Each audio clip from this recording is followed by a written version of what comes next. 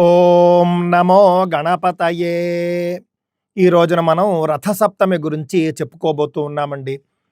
రథసప్తమి ఎప్పుడు అని మనం చూసినట్లయితే ఈ సంవత్సరం రథసప్తమికి సంబంధించి ఏ విధమైనటువంటి వివాదం కూడా లేదండి. రథసప్తమి సూర్యోదయానికి సప్తమి ఉన్నటువంటి రోజునే స్వీకరించాలి. అది ఈసారి ఆదివారం నాడే వచ్చింది, 25వ తేదీనే వచ్చింది. అన్ని పంచాంగాల్లోనూ కూడా దాదాపుగా ఏకగ్రీవంగా 25వ తేదీ ఆదివారం నాడే రథసప్తమి అని నిర్ణయించారండి. కావున దానికి సంబంధించి ఏ విధమైనటువంటి వివాదము లేదు. రథసప్తమి మాఘ శుక్ల సప్తమి. ఈ యొక్క రథసప్తమి ఆదివారం నాడు వస్తే మాత్రం మరీ విశేషం అండి. సాధారణంగానే ఆదివారము సప్తమి కలిసి వస్తే దానిని భాను సప్తమి అంటారు. దానికే విజయా సప్తమి అని కూడా పేరు. అలాంటి విజయా సప్తమి మనకు రథసప్తమి కూడా వచ్చింది. ఇది అత్యంత విశేషము. సాధారణంగానే రథసప్తమి గ్రహణంతో సమానం. ఆదివారం వస్తే కనుక కోటి గ్రహణాలతో సమానము, అత్యంత పుణ్యప్రదము అని చెబుతూ ఉన్నారు. మాఘే మాసి సితే పక్షే సప్తమి కోటి భాస్కరాః కుర్యుః స్నానార్ఘ్యదానాభ్యాం ఆయురారోగ్య సంపద.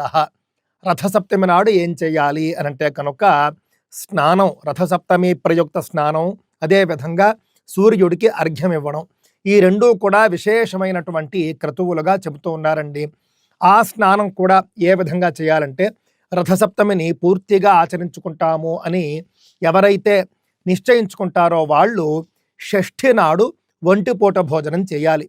అంటే మధ్యాహ్నం భోజనం చేసి రాత్రి ఏమీ తినకుండా ఉండిపోయి సూర్యోదయానికంటే ముందే నిద్ర లేచి చక్కగా సూర్యోదయ సమయానికల్లా ఈ యొక్క రథసప్తమి ప్రయుక్త స్నానం చేయాలండి.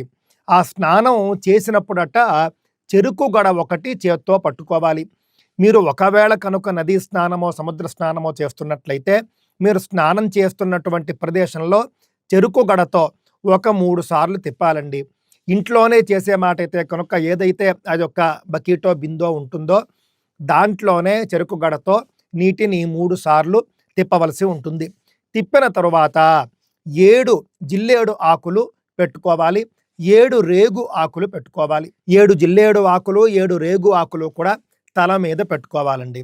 తలతో మొదలుపెట్టి భుజాలు చేతుల మీద పెట్టడం కూడా సాంప్రదాయంగా ఉంది, కానీ తల మీదనే పెట్టుకోమని ఇక్కడ మనకు స్పష్టంగా కనిపిస్తూ ఉన్నది. సప్తార్క పత్రాణి బదరీ పత్రాణి చ శిరసి నిధాయ పూర్వోక్తై మంత్రై స్నాత్వా అన్నారండి స్పష్టంగా. 7 జిల్లేడు ఆకులు 7 రేగు ఆకులు తల మీద ధరించి స్నానం చేయాలి. స్నానం చేసే సమయంలో ఈ శ్లోకాలు చెప్పుకోవాలి. యదా జన్మకృతం పాపం మయా జన్మసు జన్మసు తన్మే రోగంచ శోకంచ మా కరీహంతు సప్తమి ఏతజ్జన్మ కృతం పాపం యచ్చ జన్మాంతరార్జితం మనోవాక్కాయజం యచ్చ జ్ఞాతాజ్ఞాతే చ ఏ పునః ఇది సప్తవిధం పాపం స్నానాన్మే సప్త సప్తికే సప్తవ్యాధి సమాయుక్తం హరమాకరి సప్తమి. ఈ 3 శ్లోకాలు చెప్పుకుని రథసప్తమి స్నానం చేయాలండి. ఈ రథసప్తమి స్నాన శ్లోకాల యొక్క అర్థం ఏమిటో తెలుసునండి. ఈ జన్మలో చేసినటువంటి పాపాలు, పూర్వజన్మలలో చేసినటువంటి పాపాలు, మనస్సుతో చేసిన పాపాలు, మాటతో చేసినటువంటి పాపాలు, శరీరంతో చేసినటువంటి పాపాలు, తెలిసి చేసిన పాపాలు, తెలియక చేసిన పాపాలు, పాపాలు ఈ విధంగా 7 రకాలు ఉంటాయండి. కావున 7 రకాల పాపాలు కూడా మనకు 7 వ్యాధుల రూపంలో బాధిస్తూ ఉంటాయి. కావున రథసప్తమి స్నానం కనుక ఇందులో చెప్పిన విధంగా చేస్తే 7 రకాల పాపాలు కూడా పోయి రోగాలు రాకుండా ఆరోగ్యం సిద్ధిస్తుంది అని చెప్పేసి మనకు సౌర గ్రంథాలు చెబుతూ ఉన్నాయి, ధర్మశాస్త్రాలు చెబుతూ ఉన్నాయి. స్నానం చేసిన తరువాత సూర్యుడికి అర్ఘ్యం ఇవ్వాలండి. అర్ఘ్యం ఇచ్చినప్పుడు చేతిలో నీటితో పాటు, నీటితోనే అర్ఘ్యం ఇవ్వాలి కాబట్టి ముఖ్యంగా నీటితో పాటు పెట్టుకోవాల్సినవి జిల్లేడు ఆకు, గరిక, రేగు ఆకులు, అక్షతలు, గంధం, ఈ 5 కలిపి నీటితో సూర్యుడికి అర్ఘ్యం ఇవ్వాలండి. అర్ఘ్యం ఇచ్చినప్పుడు చెప్పవలసినటువంటి శ్లోకం సప్త సప్తి మహప్రీత సమలోక ప్రదీపన సప్తమీ సహితో దేవ గృహాణార్ఘ్యం దివాకర జననీ సర్వలోకానాం సప్తమీ సప్త సప్తికే సప్తమీ సహితో దేవ గృహాణార్ఘ్యం దివాకర. ఈ 2 శ్లోకాలు చెప్పి ఇందాక చెప్పినటువంటి ద్రవ్యాలతో సూర్యుడికి అర్ఘ్యం ఇవ్వాలి. ఈ విధంగా రథసప్తమి నాడు స్నానము, అర్ఘ్యము ఈ రెండూ ముఖ్యంగా చెప్పారు. ఈ రెండూ చేస్తే కనుక మనకు మంచి ఆరోగ్యం కలుగుతుంది. యథాశక్తి ఎర్రటి పువ్వులతో సూర్యుణ్ణి పూజించి నువ్వుల పిండితో చేసినటువంటి నైవేద్యాలు పెట్టుకోవాలండి. అదేవిధంగా రథసప్తమి నాడు సూర్యుణ్ణి ఉద్దేశించి నీటిలో దీపం వదిలే పద్ధతి కూడా ఉంది, దృష్టిలో పెట్టుకోండి. సాధారణంగా మనకు అలవాటు ఉన్నటువంటి విధానంలోనే అరటి డొప్పలో దీపాన్ని ఏర్పాటు చేసుకోవచ్చు. ఆనపకాయ డొప్పలో కూడా దీపం పెట్టేటటువంటి పద్ధతి ఉన్నది. దీపం ఏర్పాటు చేసుకుని నీటిలో వదులుతూ ఈ శ్లోకాన్ని చెప్పుకోవాలి.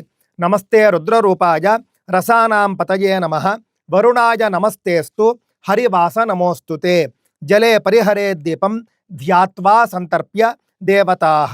ఇవన్నీ కూడా చక్కగా ఇంటి వద్దనే చేసుకుని ప్రత్యక్ష భగవానుడైనటువంటి సూర్యుణ్ణి దర్శించుకోవాలండి. అందరూ కూడా ఇదే రథసప్తమి నాడు ఫలానా ప్రఖ్యాత సూర్య దేవాలయానికే వెళ్ళిపోవాలి, అక్కడే సూర్యుణ్ణి దర్శించేసుకోవాలి అని చెప్పేసి అనవసరమైనటువంటి నమ్మకాలకు పోకండి. అవకాశం ఉంటే జనం ఎక్కువగా రారు, పర్వాలేదు మనం వెళ్ళినా కూడా అనిపిస్తే వెళ్ళండి. లేకపోతే ఇంటి పైనే ప్రత్యక్ష భగవానుడైనటువంటి సూర్యుణ్ణి దర్శనం చేసుకోండి. లక్షలాదిగా జనం వచ్చేటటువంటి దేవాలయాలకు వెళ్ళిపోయి అనవసరమైనటువంటి ఇబ్బందులకు గురి కాకండి అని చెప్పేసి తెలియజేసుకుంటూ ఉన్నాను. రథ సప్తమికి సంబంధించి ఇంకా మీకేమైనా సందేహాలు ఉంటే తప్పక తెలియజేయండి. స్వస్తి.